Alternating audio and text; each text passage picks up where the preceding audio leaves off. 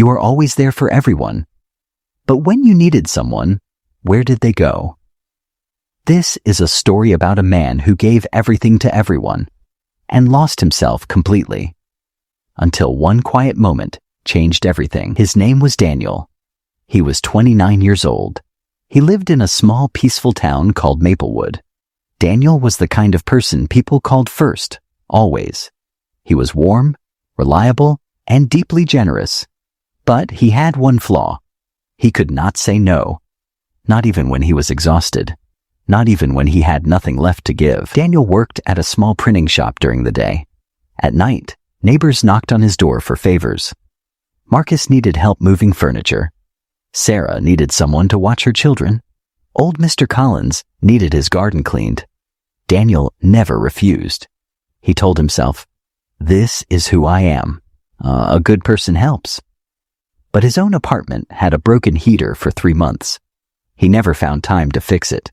He slept in the cold every night, while everyone else stayed warm because of him. One afternoon, Daniel's colleague, Priya, stopped him in the hallway. "Daniel, can you cover my shift tomorrow? I have plans." Daniel paused. He had already planned to rest. His body was exhausted. Okay, I'll cover it." Priya smiled quickly and walked away. No thank you. No pause. Nothing. That evening, his friend Marcus called. "Hey, Daniel, need a small favor. Can you help me move some boxes this weekend?" "Marcus, I helped you move last month." "Yeah, but this is just boxes, won't take long." Daniel looked at his cold apartment, his unfinished work on the table, his tired hands. "Okay," he said quietly. "I'll come." He hung up and sat down slowly and stared at the wall. Why can't I just say no? 3 weeks later, Daniel's mother fell ill in another city. He needed 2 days off from work. He called Priya first. She didn't answer. He messaged Marcus. No reply until evening. "Sorry, man, busy week." He sat alone in his small, cold apartment, his phone full of people he had helped. Not one person came.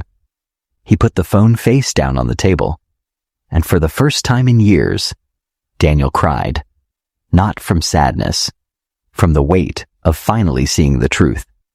I have been available for everyone, and I am invisible to all of them.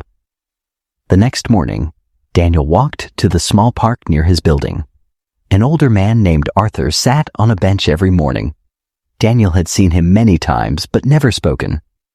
That day, Arthur looked at him and said calmly, "You look like a man carrying someone else's weight." Daniel sat down slowly. "I think I always have been." Arthur looked at the old tree in front of them. "You see that tree?" Daniel nodded. "It gives shade to everyone who passes, but its roots go deep, only for itself. If the roots dry out, the shade disappears too." Silence. "So what do I do?" Daniel asked quietly. Arthur looked at him. "Stop watering everyone else's roots. Water your own first." He said nothing more. Daniel sat with those words for a long time. Sometimes one sentence is enough. That evening, Marcus called again about the boxes. Daniel took a slow breath. "I can't this weekend, Marcus.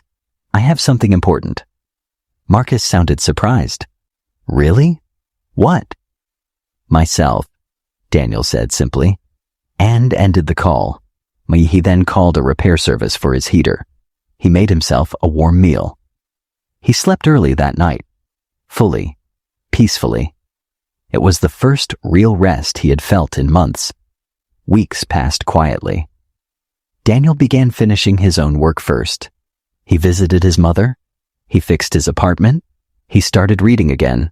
People called less. Some stopped calling. But Daniel's eyes looked different now. Calmer, clearer, more present. One afternoon, Priya passed him in the hallway. "You seem different lately," she said. Daniel smiled. "I stopped being available for everyone. I became available for myself." "So, let me ask you something quietly. Is there someone in your life who only remembers you when they need something? And more importantly, Are you still saying yes when everything inside you says no? Protecting your peace is not selfish, and it is survival. If Daniel's story felt familiar, you already know what needs to change. You do not need permission to choose yourself. If this story spoke to you, follow Life Goal Tales, where every story reminds you who you truly are. You are not here to be available for everyone. You are here to build something real, starting with yourself.